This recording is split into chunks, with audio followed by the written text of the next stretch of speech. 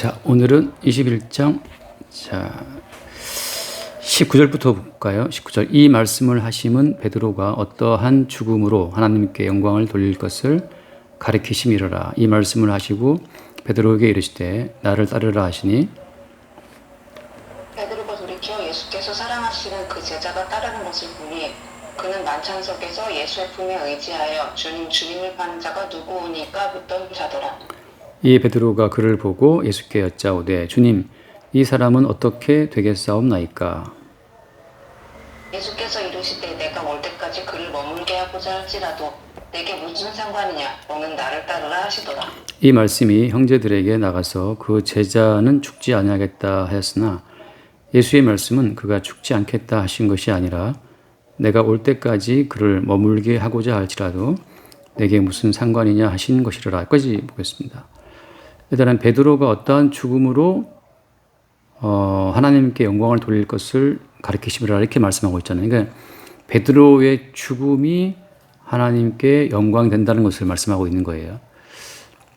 그러니까 죽는다는 것이 영광이 된다는 이런 논리가 살고자 하는 인간들한테는 좀 당황스러운 말이 되는 것이, 예를 들면 이제 어떻게 망할 것을, 어떻게 망하는 것으로 하나님께 영광을 돌릴 것을 말한다 할 것 같으면 그것도 좀 이제 우리가 받아들이기 좀 힘든 얘기예요. 우리가 예수를 믿는 이유는, 우리가 예수를 믿는 것은 좀 잘 되고 형통하고 영생에 오는 것이 목적인데, 이 말씀대로 보자면은 어떻게 죽는 것, 어떻게 망하는 것, 또 어떻게 병드는 것, 어떻게 고난을 받는 그 자체가 하나님께 영광이 된다, 이런 식의 논리이기 때문에 이게 이제 살고자 하고 영광을 얻고자 하는 인간들에게는 수용할 수가 없는 이야기가 돼요. 좀 당황스러운 말이지. 만약에 이제 이재 집사 너는 앞으로 어떻게 망할 거야, 어떻게 망하고 어떻게 패가망신하는데 그런 패가망신하는 방식으로 하나님께 영광이 될 거라고 하면, 하나님께 영광 돌리겠다고 다들 이렇게 찬송하고 그러는데 하나님께 영광을 돌리겠다고 다들 이렇게 손들고 찬송하고 하는 걸 본 적이 있는데, 그럼 하나님께 영광 돌린다고 말할 때 그 영광 돌리는 형태가 너의 패가망신을 통해서 영광 돌리게 될 것이다 라고 하면 어때요? 그런 식의 영광 돌리는 것은 원치 않습니다 라고 우리가 나올 수 있단 말이지. 그러니까 지금 우리가 갖고 있는 3차원적인 어떤 사고방식 가운데에서는 일단 우리가 살고 생존하고 명예를 얻고 하는 그 자체가 영광스러운 삶을 생각하지만, 사실 그건 어때요? 그것은 인간들끼리 영광을 돌리는 거고, 하나님께 영광 돌린다는 것은 죽는 거예요. 자, 다시 한번 이제 정리하면 그런 거지. 인간 세계에서의 영광이라고 하는 것은 입신양명이란 말이죠. 내 몸을 잘 세우고 이름을 떨치는 것이, 그게 인간 세계에서 영광인데, 하나님 세계에서 영광은 뭐냐면 죽는 거야. 그러니까 이제 이 자체를 우리 인간 세계에서의 가치관으로는 받아들일 수가 없는 거죠. 자, 똑같이 미리 한번 바꿔볼게요. 말씀하신 거지만 요한복음 12장 말씀 보면, 요한복음 12장 24절에 우리가 유명한 이야기잖아요. 자, 12장. 내가 진실로 너희에게 이르노니 한 알의 밀이 땅에 떨어져 죽지 아니하면 한 알 그대로 있고 죽으면 많은 열매를 맺느니라. 자, 한 알 그대로 있고 죽지 아니하면, 근데 죽으면 많은 열매를 맺는다라고 되어 있잖아요. 근데 그러니까 한 알의 밀의 영광이라고 하는 것은 죽어야만 많은 열매로 살아난단 말이죠. 그러니까 한 알 그대로를 꾸미고, 한 알 그대로를 파마를 하고, 한 알 그대로를 네일 아트를 하고, 한 알 그대로를 눈을 찍고 한타들을 큰 영광이 아니라는 말이죠. 그래서 우리 큰딸을 보면 저거 언제 정신 차리지 싶을 때가 있어요, 도대체. 근데 이제 흔히 말하는 그 나이 때 할 수 있는 일들 하고 있는 거야. 그냥 그 나이 때 하는 일들 있잖아요. 네일 아트도 하고, 피부 관리도 하고, 그 나이 때 할 수 있는 일을 하는 건데, 자기 한 몸을 가꾸는 그 자체가 영광이 될 거라고 이제 알고 있고, 또 세상이라고 하는 것은 잘 가꾸어진 한 몸 자체를 영광스럽게 보잖아요. 그러니까 인간 세계에서는 그냥 잘 가꾸어진 그 여인을 보면 예쁘다라고 이제 영광을 보기 때문에 다 누구나 잘 가꾸고 예쁘게 입고 누구나 또 그냥 운동해가지고 날씬하게 몸매 유지하고 한단 말이죠. 그러니까 그 한 알 그대로를 가꾸고 예쁘게 하고 하면 이 땅에서 영광으로 보는데 하나님 세계에서는 이제 죽어야 된다는 거예요. 죽어야 열매를 맺게 되고 그 죽음으로써 맺게 되는 그 열매를 보고 영광이라고 하는 거죠. 그래서 그 위에 말씀 뭐라고 되어 있어요? 12장 23절 말씀에서 예수께서 이르시되 인자가 영광을 얻을 때가 왔고 인자가 영광을 얻을 때가 왔다라고 하잖아요. 그러니까 인자의 영광 자체는 뭐냐면 예수 십자가 사건을 말하는 건데 인자의 영광, 다시 말해서 예수님이 이 땅에 온 것은 왜 오신 거예요? 죽으러 온 거거든. 인자이신 예수가 이 땅에 온 것은 죽으러 온 건데 그 인자가 십자가에 죽는 그 죽음이 그게 영광이라고 하는 거죠. 그럼 이제 생각할 때는 다 우리는 뭐 이 땅에 태어났으니까 한 번 태어난 인생 잘 먹고 잘 살고 남부럽지 않게 사는 것 자체를 다 원하잖아요. 근데 하나님께서는 그러지. 야, 네가 이 땅에 태어난 것은 인자로 오신 예수님과 같은 코스로 살아가라고 너를 이 땅에 내가 보냈다라고 하는 거거든. 그러니까 인자이신 예수님이 이 땅에 와서 하늘의 밀날로 십자가의 죽음으로 영광을 돌리게 되는 것처럼 너희도 인자와 똑같은 코스, 똑같은 그 언약적 경륜 안에서 예수님과 함께 죽고 그 죽음으로써 영광을 돌리는 것을 하나님 원한다고 하는 거거든. 그러니까 이런 식의 영광 자체를 인간 세계에서는 영광이라고 보질 않는 거예요. 인간 세계에서는 끝까지 살아남는 놈이 영광스러운 놈이거든 말이지. 끝까지 살아남아서 그런 말 있잖아요. 뭐 우리가 강한 자가 살아남는 것이 아니고 살아남는 놈이 강하다는 말처럼. 그러니까 인간 세계의 영광에서는 끝까지 버티고 자기의 존재감을 유지하는 것 자체가 영광이지만 하나님 세계의 영광에서는 죽이는 거라고. 그래서 이 죽음으로써 영광을 돌리는 이제 그런 언약적 코스가 이제 반복되는 거예요. 우리가 알다시피 제일 처음에 누가 죽었어요? 인류 역사상 최초의 어떤 살인사건 알잖아? 아벨이죠. 그 형이 동생을 죽인 사건이란 말이죠. 근데 그 아벨이라는 사람은 하나님께서 원하시는 제사를 드린 사람이기 때문에 하나님이 아벨과 그 제물을 받았단 말이죠. 그러니까 하나님이 기뻐하시는 사람이 아벨인데 이 땅에서는 죽어버렸어요. 근데 이제 무슨 말인가 하면은 아벨이 바쳤던 어린 양의 첫 새끼와 그 기름이 있잖아요.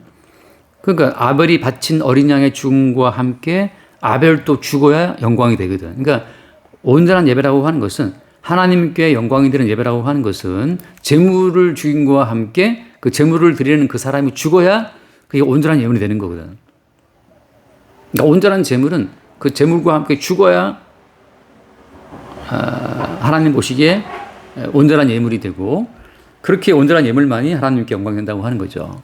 그러니까 이제 똑같은 논리지. 모든 성도는 죽임을 당하신 어린 양 예수, 그러니까 죽임을 당하신 어린 양 예수와 함께 같이 죽음으로써 그러니까 죽게 되는 그 성도들이 어때요? 그 성도들이 하나님께 영광을 돌리는 성도라고 하는 거거든. 그러니까 모든 성도라고 할 것 같으면 예수님의 십자가의 죽음의 코스를 피할 수가 없어요. 그건 이제 아벨이 보여주는 거고. 그게 이제 그렇게 되면 이게 우리가 흔히 말하는 그러면 좀 기분이 좀 우울해지나? 그럼 결국은 우리 인생의 마지막은 예수와 함께 죽는 그 죽음의 코스가 피할 수 없는 코스구나라고 생각한다면 그게 이제 흔히 말하는 우울함이 되는 걸까? 아니면 기쁨이 되는 걸까? 그래서 아벨도 죽었잖아요. 그래서 아벨의 뜻은 어떤 거예요? 아벨의 뜻은 뭐 히브리어가 뜻이 많지만 아벨의 뜻은 그냥 허무함인데 인생은 허무하다. 형한테 맞아 죽었으니까 허무한 거죠. 그저께 뭐 성도 타워 팰리스 거기서 아버지가 총으로 뭐 아들 죽였다 하잖아요. 근데 그 아들이 무슨 뭐 코스메틱 뭐 대표도만 엄마도 뭐 유명한 회사 대표고 근데 그렇게 해서 살다가 죽으면 허무한 거잖아요, 그죠? 어떻게 보면 허무한 건데 그러니까 아벨의 뜻은 뭐냐 하면 그러니까 살고자 하는 모든 인생 자체가 허무하다는 걸 보여주는 거거든. 지금 우리가 뭐 이방원이가 그 동생들도 죽이고 다 죽였잖아요. 이방원이가 다 죽이고 지가 왕이 됐는데 그럼 그 이방원이가 죽이기 직전에 그 왕자들은 다 잘 나갔겠지. 잘 나갔지만 죽었잖아요. 지금 우리가 누구 기억하나 그거를? 지금 우리가 기억하는 거 이방원만 기억하지만 이방원도 뭐 죽었으니까. 그러니까 삶 자체가 다 죽음인데 우리는 그 잠깐 있는 안개 같은 그 목숨 자체의 영광을 위해서 평생에 신경을 쓰는 거거든. 그러니까 평생의 신경을 써도 인간은 자기의 목숨을 영원히 유지할 수가 없잖아요. 그러니까 허무한 게임을 결국은 패배하는 게임을 하고 있는 거지. 근데 이게 참 웃기더라고. 내가 해밍웨이의 그 노인과 바다에 뭐 유명한 말들이 많이 나오지만 그 노인과 바다 가운데 한 대목이 그거잖아요. 우리는 죽을지언정 결코 패배하지 않는다. 그러니까 죽을지언정 패배하지 않는다라는 그런 식의 문장이 있는데 그게 이제 인간의 어떤 마귀와 결탁된 인간의 어떤 사고방식이라고 하는 거예요. 죽을지언정 패배하지 않는다라고 하는 거. 근데 사실은 모든 인간이 다 패배하는 거거든.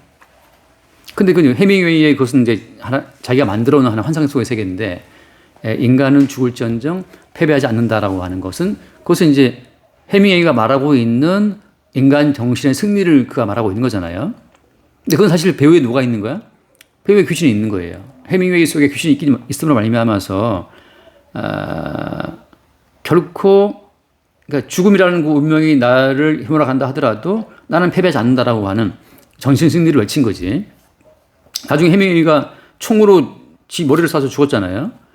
그러니까 그게 결국은 뭐냐면 유다가 목을 메고 자살하는 것처럼 자기의 운명을 자기가 결정한다고 하는 거거든. 근데 그것이 어때요? 그 자기의 운명을 자기의 손으로 결정한다라고 하는 그 생각이 누구 생각이에요, 그게? 그게 인간 속에 들어있었던 사탄의 생각이라는 거죠. 우리가 요한복음 다 봤지만 예수님이 떡을 떼어 주실 때 그때 유다가 그 떡을 받았을 때 예수님이 떼어주는 떡을 받았던 그 시점이 어때요? 사탄이 들어가잖아, 유다한테. 그러니까 사탄이 들어간 유다가 뭘 했냐면 예수를 팔아먹고 마지막에 목을 메고 자살해서 죽었단 말이죠. 그러니까 마귀가 들어온 자의 생각은 뭐냐 하면 내 운명은 내 거라는 거지. 내 인생은 내 거라는 거고. 그러니까 내 인생과 내 운명은 내 것이니까 너희가 결정한다라고 하는 건데 그게 바로 말하는 그 속에 들어가는 사탄의 어떤 사탄이 만들어준 허구적인 자에 꽂혀가지고 살다가 간 거죠. 근데 그런 식의 사고방식이 인간 세계에서는 영광스럽다고 다 이렇게 칭송이 돼요. 결코 굴하지 않는 뭐 중꺾만감, 뭐 중요한 건 꺾이지 않는 마음이다 그러는데 모든 인간이 다 꺾여요. 다 치매 오고 다 죽는다고. 근데 인간은 단지 그 순간의 어떤 혈기로 말미암아서 마귀가 쏘아보낸 하나의 그 허구적인 자아의 도취가 되어서 자기들이 마치 하나님 자리에 올라간 것처럼 착각하고 있는 거지. 결국은 다 죽는 건데 아벨 같은 경우에는 그 죽음을 어린 양을 죽여서 제물로 바치는 그 사건을 통해서 어린 양의 죽음과 자기의 죽음을 함께 엮음으로 말미암아서 우리 인생은 안개처럼 잠깐 있다가 disappear 사라지는구나 그걸 봤다는 거죠. 예수님 말씀하셨잖아요. 하늘의 미랄이 이게 땅에 들어서 이게 죽어야 열매 맺는 것처럼 모든 인간들은 사실 죽기 위해서 왔단 말이죠. 그건 무엇이 표준이야? 인자이신 예수님이 죽기 위해서 이 땅에 오신 것처럼 인자이신 예수님이 그 속에 들어온 모든 성도는 똑같은 코스로 죽기 위해서 이 땅에 왔다는 사실을 알아요. 모든 성도는 결국 죽기 위해서 이 땅에 왔구나. 누구처럼 예수님처럼. 그러니까 죽기 위해서 이 땅에 왔기 때문에 결국 우리는 어때요? 그 죽음 자체가 기정 사실로 확정된 하나의 운명이거든. 그러니까 살고자 하는 그 환상에서 우리는 늘 벗어나는 거죠. 그리고 죽는 것 자체가 어때? 죽는 것이 영광이다. 그래서 오늘 돌아와서 봐요. 돌아와서 보게 되면 한 번 더 보면 19절 말씀에 19절에 돌아와서요? 요한복음 말씀을 하시면 베드로가 어떠한 죽음으로 하나님께 영광을 돌릴 것을 가리키시니로라. 그 말씀을 하시고 베드로에게 이르시되 나를 따르라 하시니. 어떠한 죽음으로 그러니까 죽음은 확정된 거예요 지금. 근데 어떤 스타일의 어떤 식의 죽음으로 하나님께 영광을 돌릴 것을 말씀하신 거잖아요. 가르치신 것이라고. 그러니까 어떠한 죽음이지? 어떠한 죽음이냐 하면 예수님이 십자가에 죽으신 그 십자가의 죽으심의 코스로 들어가는 것이 똑같아요. 아벨이라고 하는 사람이 어린 양을 죽였잖아요. 어린 양을 죽여서 그 기름으로 불태워 드렸는데 똑같은 코스로 어린 양의 죽는 죽음처럼 나도 하나님 앞에 죽는구라는 사실. 그러니까 가인에게 맞아 죽었지만 사실은 어때요? 그것은 이미 어린 양의 죽음에 연합된 죽음이라고 하는 것이. 가해자는 가인이지만 실제 어때? 그 죽음은 어린 양의 죽음에 합류하는 죽음이었다고. 마찬가지로 지금 어떠한 죽음으로 죽냐 하면 영광 돌리는 그 죽음이란 뭐냐면은 어린 양 예수 그리스도의 죽음에 합류하는 그 죽음이 하나님께 영광을 돌리는 죽음이라고 하는 거죠. 그러니까 지금 어떠한 죽음으로 영광을 돌릴 것을 말씀하신 건데 그것은 어떤 거냐면 예수님의 십자가의 죽음에 합류하는 방식으로 죽는 그 죽음이 하나님께 영광을 돌린다는 것을 말씀하고 있다는 거예요. 그래서 그 앞에 이제 나오지만 그러면 그 예수님의 십자가의 죽음에 같은 죽음으로 합류한다는 것 자체는 어떻게 알 수 있냐면 그 앞에 잠깐 볼게요. 18절 말씀. 내가 진실로 진실로 내게 이르노니 내가 젊어서는 스스로 띠띠고 원하는 곳으로 다녔거니와 늙어서는 내 팔을 벌리리니 남이 내게 띠띠우고 원하지 아니하는 곳으로 데려가리라. 네, 이미 어때요? 일찍이 남이 나에게 띠를 띠우고 내가 원치 않는 곳으로 데려가네라고 하는 그 사실 속에서 내 인생의 주체가 이게 체인지, 내 인생의 주체가 바뀌었다는 사실을 아는 자들이 십자가의 죽음 속에 이미 들어간 자라고 하는 거죠. 그러니까 내가 살아있는데 사실 내가 살아있는 것이 아니고 내 속에 사시는 분이 따라와 있다는 사실, 그 사실을 바울도 말하잖아요. 그러니까 같은 영이기 때문에 같은 말을 하는 건데 바울도 말하기를 내 속에 사시는 분이 누구라 그래? 그리스도라고 한단 말이죠. 그러니까 내 속에 사시는 그리스도로 말미암아서 원치 않는 곳으로 간다는 사실을 보는 거죠. 그러니까 뭐 이지혜 집사가 나는 이러이러한 사람과 결혼할 거야. 아니거든. 어떻게 뭐 소개팅 들어왔는데 만나보니 그 사람이 없고 그 사람이 보자마자 뭐 이렇게 호감의 눈빛을 보내고 웃음으로 말미암아서 데리고 간 그 모든 것은 다 이건 남이 띠를 띄워준 거라고. 야 지혜야 소개팅 한번 할래? 남이 띄워준 것이고 남이 와서 결혼합시다 해서 그냥 한 거란 말이죠. 무슨 말이냐면은 이 결혼은 내가 결정한 거야 라고 하는 사람은 자기만의 인생에 있는 사람인데 항상 돌아볼 때마다 어때? 사후적으로 보니까 이건 내가 결정한 것이 아니네? 한 템포 뒤늦게 돌아볼 때마다 내가 아니었구나. 내가 결정한 것이 아니었어. 그렇다면 다른 주체가 나를 끌고 가고 있네 라는 그 사실을 볼 때마다 나의 주체가 부인되고 내 속에 사시는 새로운 주체이신 주를 보게 되는 그 사람들이 이미 십자가에 죽임당하신 예수의 죽음에 합류가 된 그 코스로 가고 있다는 거예요. 우리가 알잖아요. 예수님 이 땅에 와서 마찬가지지. 예수님의 잉태된 것도 성령으로 말미암아 잉태가 되었고 예수님께서 광야로 갈 때 어때요? 광야 갈 때 예수님이 제 발로 걸어갔나 광야로? 아니잖아요. 그죠? 예수님 광야 간 것은 왜 간 거예요? 잠깐 마가복음을 잠깐 보면 마가복음 1장을 잠깐 봅시다.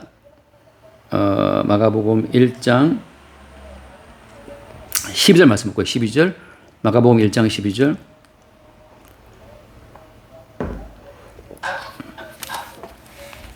마가복음 1장 12절이요? 네. 성령이 곧 예수를 광야로 몰아내신지라. 네, 이게 성령이 예수를 광야로 몰아내버렸거든요. 그러니까 예수님이 제 발로 저벅저벅 걸어가지고 광야로 가봐야겠다. 광야 가서 시험 받아야지. 이게 아니고 성령이 예수를 몰아내신 거라고. 이게 몰아냈다는 그 표현 자체는 어때요? 강제적인 어떤 뉘앙스가 있잖아요. 그러니까 성도의 인생은 나 이제 결혼 좀 해야겠어. 그래 된 것도 아니고 또 성도의 일생은 나 교회 좀 가봐야겠어. 그것도 아니에요. 그냥 그 알 수 없는 물론 성령이지만 그 순간에 어때요? 어떤 알 수 없는 상황이 알 수 없는 어떤 만남이 어떤 사건이 나를 그냥 확 몰아가는 거라고. 그러니까 몰아쳐서 결혼된 거고 몰아쳐서 임신된 거고 몰아쳐서 애 낳은 거고 몰아쳐서 그냥 어쩔 수 없이 애를 키우는 거야. 모든 삶 자체가 광야로 예수를 몰아내신 것처럼 이제 성령이 주체가 되어서 끌고 가는 그 삶 자체 속에서 뭐가 있는 거예요? 그런 패턴으로 해서 예수님이 어디까지 가는 거지? 십자가까지 가는 거죠. 그러니까 십자가 예수님이 어떻게 죽은 것도 마찬가지지만 이것은 성령께서 예수를 몰아붙여가지고 십자가까지 갔단 말이죠. 그러니까 이미 남이 너에게 띠를 띄우고 원치 않는 곳으로 데려간다는 말 자체는 되게 신사적인 말이지만 하실 때 남이 너에게 띠를 띄우고 원치 않는 곳으로 너를 어떻게 한다? 몰아간다는 뜻이거든. 몰아간다.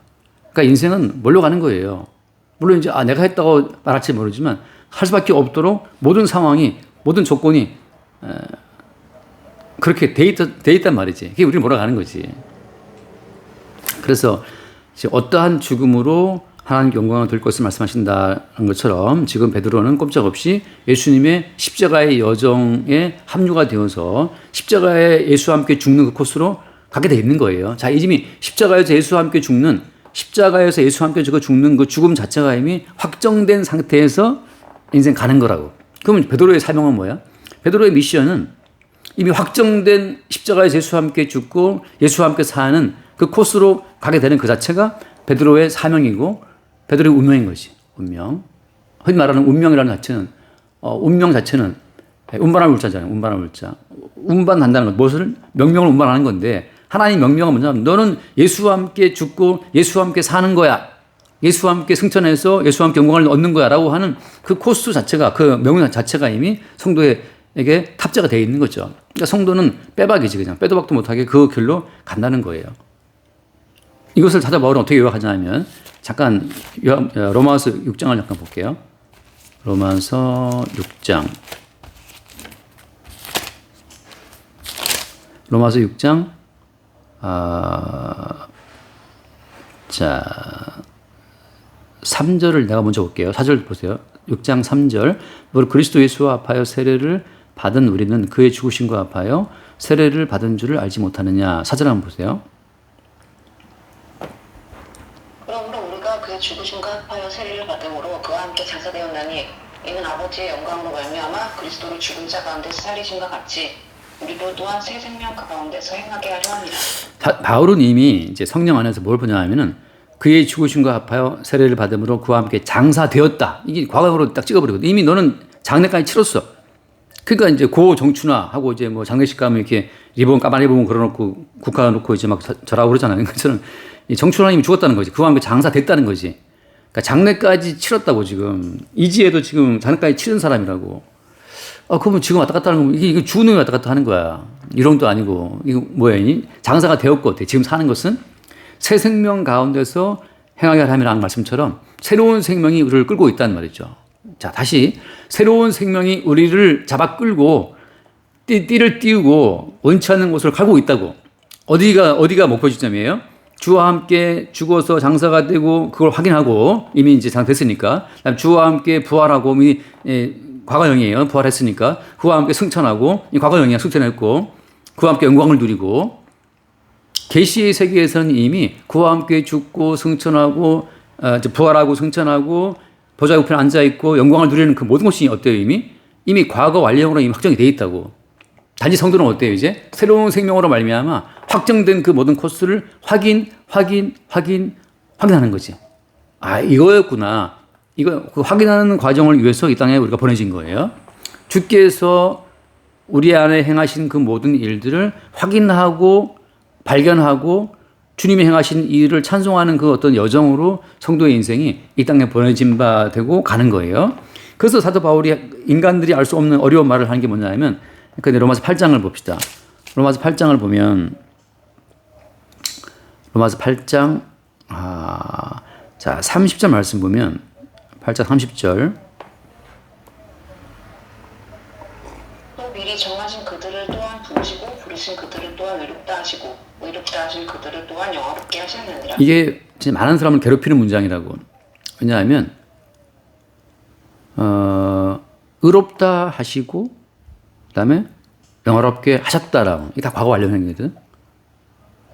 근데 어때? 지금 우리가 우리를 보게 되면 의로운 거 하면 의롭지 않거든. 매일 성질 내지, 매일 속 좁지, 매일 분노하지, 매일 뭐 내가 어머니 병원 때문에 이제 편의점에 자주 안 하는 편의점에서 뭐 대충 먹으려고 이제 시간이 안 맞아가지고 그 편의점 사장님이 항상 그래.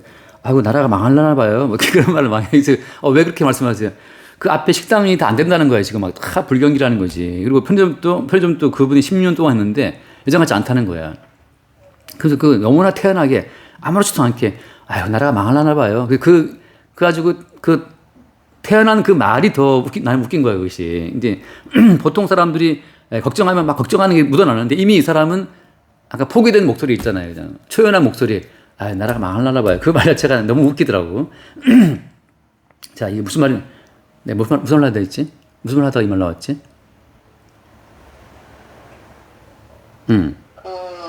과거 완료형이요. 영화롭게 했다. 성질내고 속좁고. 네, 그렇죠. 우리가 의롭지가 않단 말이지. 늘 걱정한단 말이지. 나라가 망하단 말이지. 걱정 왜 하고 있어? 나라가 분노한단 말이지. 왜 분노하냔 말이죠. 그러니까 주께 통치한다는 사실을 믿지 못하고 주의 통치를 믿지 못하고 우리는 끝없이 우리만의 세계가 우리만 뜻대로 안 돌아간다고 우리 염려가 많고 분노가 많은데 그러니까 우리 어렵지 않단 말이죠. 근데 어때요? 이미 벌써 영원롭게 했다 그러니까.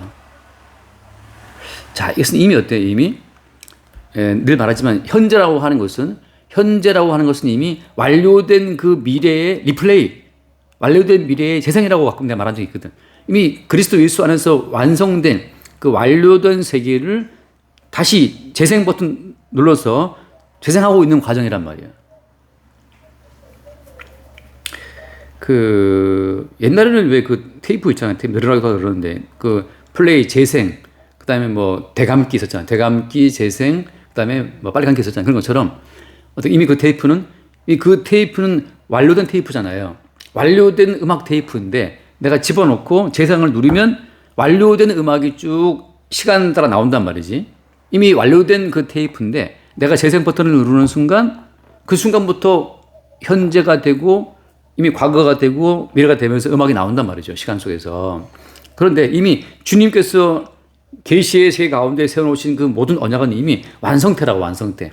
그 완성태가 다시 이 땅 가운데에서 우리의 인생을 통해서 그 특정한 공간과 시간을 점유하고 있는 우리의 몸을 통해서 주님이 이루어 놓으신 그 모든 언약 성취의 그 과정 자체가 지금 재생되고 있는 거라고.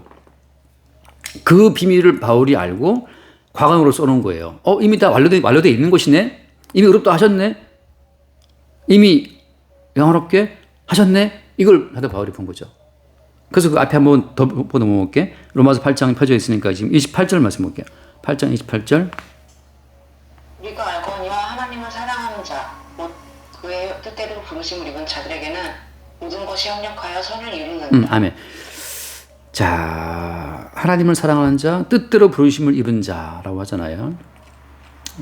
그들에게는 모든 것이 합력하여 선을 이룬다고 하거든.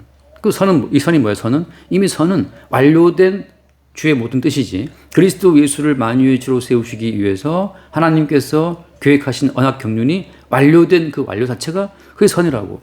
성도 입장에서는 어떤 코스로 가든지 십자가에 죽고 사는 코스를 통해서 주님이 이뤄오신 완료된 그 선을 향해서 지금 가고 있는 거야. 사실 완료된 세계 속에서 가고 있는 거죠. 완료된 세계 속에서 가고 있다. 이거를 설명, 어쨌든 간에, 돌아와서 봅시다. 그래서, 이제 베드로가 어떠한 죽음으로 하나님께 영광을 돌릴 것을 가르치십니다. 하시고, 베드로에게 이르시되 나를 따르라 했단 말이죠. 자, 그랬더니 뭐 어때요? 그랬더니만, 그 다음 말씀에 20절 말씀. 베드로가 돌이켜 예수께서 사랑하시는 그 제자가 따르는 것을 보니 그는 만찬 속에서 예수의 품에 의지하여 주님을 파는 자가 두고 오니까 묻던 자라. 요한을 두고 하는 말이죠. 요한을. 근데 그걸 보고 베드로가 그 다음 말씀 21절 말씀에 이에 베드로가 그를 보고 예수께 여짜오되 주님 이 사람은 어떻게 되겠사옵나이까. 여기까지 보면 베드로가 문득 이제 아직까지 베드로는 지금 어떠한 죽음으로 영광 돌릴 것에 대한 이런 모든 내막은 지금 알아야 몰라요. 지금 모르고 있는 상태야. 다만 지금 남이 내게 띠를 띄우고 원치 않은 거 들어갈 것이다 이 말씀을 하시니까 베드로 입장에서는 문득 누가 궁금했어요? 요한이 궁금한 거야. 이 사람은 어떻게 됐습니까? 하고 지금 요한의 미래를, 요한에 대한 점괘를 물어보고 있는 것이 마치 이제 무당집에 가서 무당 한 점 볼 때 자기 점 본 다음에 이제 저 뭐 무당님 하면서 얘는 어떻게 될까 하고 이제 친구 물어보듯이 지금 궁금한 거예요 지금. 그러니까 아니 어저께인가 뭐 내 꼰대이 가끔 보는데 꼰대이에 그 무슨 무당이 하나 나왔더라고. 근데 아주 예뻐 여자애가. 요즘에는 그 무당도 무슨 영어인지 모르겠는데 아주 그냥 말도 잘하고 예쁜 애가 나와서 이렇게 썰을 풀더라고. 요즘은 참 안 파는 게 없구나. 그러니까 자본주의 사회다 보니까는 무당도 팔아야 돼요. 막 영화마다 그러면 영화마다 그것도 팔아야 되고 그냥 그 미모로도 팔고 썰로 풀고 썰 푸는 거지 그냥 다 돈 벌라고 하는 짓들인데 마치 그런 것처럼 베드로 입장에서는 갑자기 이제 요한이 궁금한 거야. 이걸 왜 물어보냐면 이런 거죠. 우리가 이미 앞에 봤다시피 어때요? 제자들의 마인드는 이 땅에 속한 마인드였단 말이지. 항상 뭐 때문에 싸웠어요? 누가 높으냐 때문에 싸웠거든. 그러니까 예수님의 좌편과 우편에 앉게 해달라고 싸웠단 말이죠. 그러니까 지금 제자들의 어떤 마인드는 그냥 살아있는 자기 몸뚱아리 하나가 어떻게 주의 좌편과 우편에 앉아서 영광을 누릴 것인가 라고 하는 그냥 보편적 인간의 그 마인드랑 똑같은 마인드로 예수를 따라온 거예요. 자기 한 몸의 영광을 위해서 예수를 따라오다 보니 예수가 십자가에 체포되는 순간에 다 도망가 버린 거죠. 자기 영광이 무너지는 순간이었단 말이지. 그러니까 아직까지 베드로의 마인드는 뭐냐 하면, 나는 그러면 원창의 모습으로 데려가신다고? 그럼 쟤는 어떻게 될까?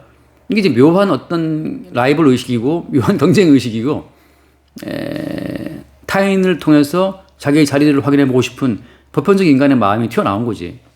그러니까 이건 사실 근본적으로는 모든 인간이 다 개별화되어 있잖아요. 그러니까 개별화된 자기 자신을 주체로 보고 인생을 살아간단 말이지. 그러니까 나는 나, 너는 너란 말이죠. 근데 답변은 20절 말씀에 보면은 답변은 내가 올 때까지 그리 머물게 하고자 할지라도 내게 무슨 상관이냐. 너는 나를 따르라 하시더라. 그냥 뭔 상관이냐 이거 뭔 상관이냐. 이 말은 무슨 말이냐 하면 베드로의 그 주체성을 주님이 깨버리는 거예요. 다시 말해서 늘 내가 하는 말이지만 온 만물 가운데서 유일한 존재는 주님밖에 없어. 유일한 존재. 그러니까 I am who I am 이라고 할 수 있는 분은 주님밖에 없다고. 나머지는 다 뭐냐면 I am what I am이야. 우리는 다 그 무엇이라고.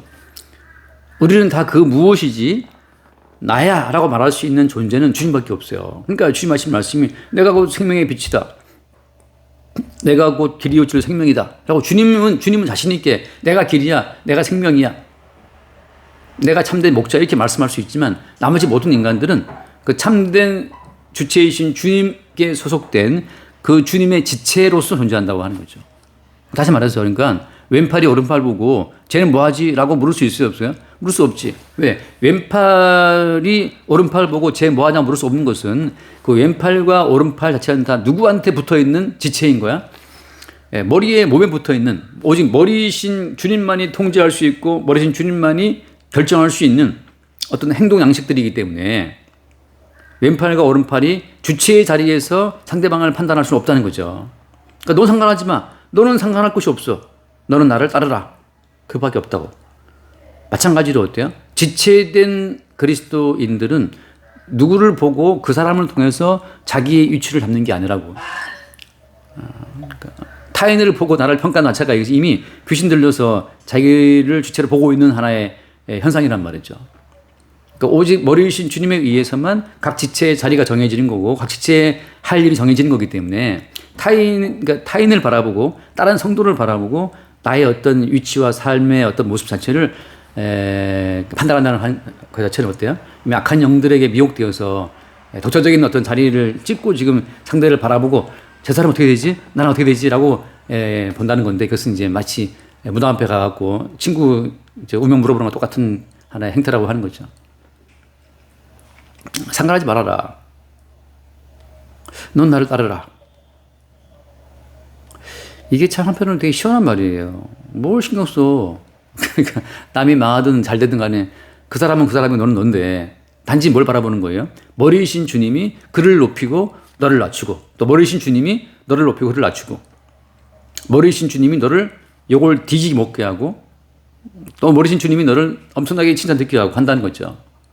그러니까 우리가 칭찬 들을 때 좋아할 것도 없는 게 칭찬 들은 다음에 사람이 욕이 와요. 비난이 오고. 사람이 칭찬 듣잖아요. 칭찬을 유지하려고도 신경을 못 쓰거든. 그러니까 칭찬한다는 것은 사실은 그 사람 페이스에 나를 넣으려고 하는 하나의 전략적인 행태일 수가 있어. 칭찬을 함으로 그 사람을 띄워줌으로 이제 그 사람은 내 손바닥에 있어 이제.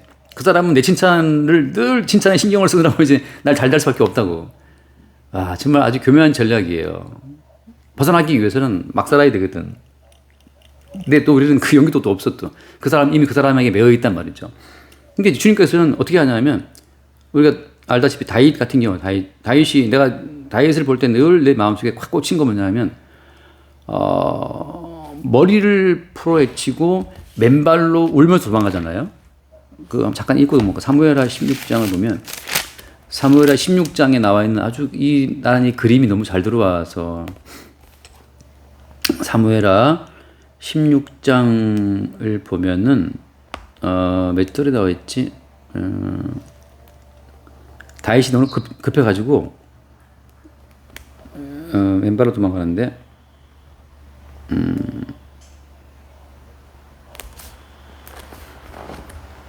사무엘 저거 키워드 하나만. 맨발이라고 그래야 되나? 벗은발?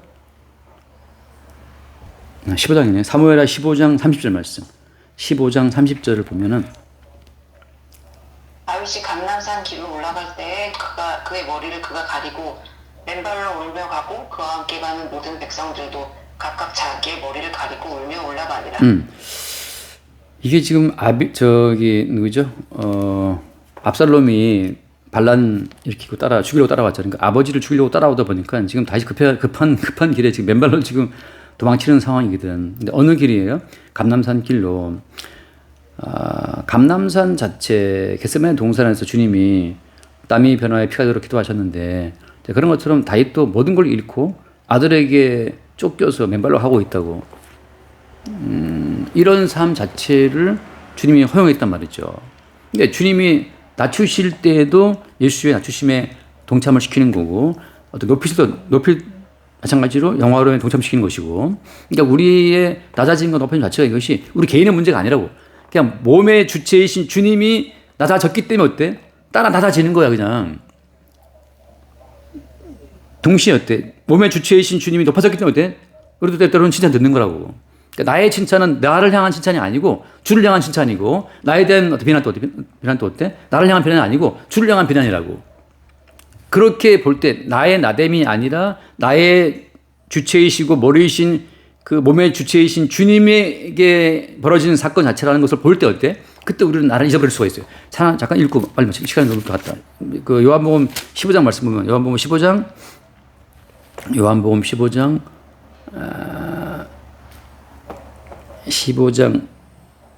그 19절 말씀 19절. 너희가 세상에 속하였으면 세상이 자기의 것을 사랑할 것이나 너희는 세상에 속한 자가 아니요 도리어 내가 너희를 세상에서 택하였기 때문에 세상이 너희를 미워하느니라. 그러니까 주님께 속했기 때문에 세상이 미워한다고. 다시 말하면 우리를 향한 미움은 우리 개인을 향한 미움이 아니라고. 우리 오해하는데 우리가 미워서가 아니야. 지금 다윗이 도망가잖아요. 지금 다윗이 당하는 이 모든 고난은 다윗 때문이 아니고 어때요? 다윗이 그리스도 예수의 지체이기 때문에 당하는 거라고.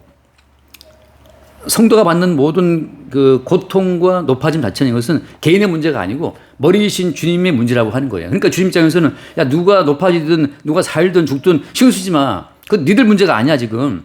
다윗이 맨발로 도망치고 있다. 그 다윗의 문제가 아니라고. 감람산에서 3번 기도하신 그리스도 예수의 고난이기 때문에 고난에 참여했기 때문에 함께 고난받는 그 모습이 다윗의 모습이라고 하는 거죠. 그러니까 성도한테는 개인의 삶이 없어요. 성도가 너무 괴로움이 있다고 쳐. 그 괴로움은 어때? 몸의 주체이신 주님이 당한 괴로움이기 때문에 같이 괴로움 당하는 거라고. 몸이 가면 다 따라가잖아. 몸이 따라가잖아요. 사우나 들어가면 난 사우나 싫은데 사우나 들어가면 막 더울 때 막 온몸이 다 땀나는 것처럼. 그러니까 머리이신 주님이 갔기 때문에 어때? 다 같이 받는 고통이라고. 괴로움이라고. 그러니까 성도가 개별적으로 받는 것이 아니고 몸의 주체이신 주로 말미암아 그분이 겪으신 그 모든 고난과 죽음과 부활과 영광 한 몸이기 때문에 어때? 다 따라온다고 하는 거죠. 그걸 겪는 거예요. 여기까지 합시다. 기도합시다. 이제 한 1분밖에 안 남은 것 같아요. 하나님 아버지 감사합니다. 주님 저희 낮아짐도 높아짐도 모두 주님의 것이고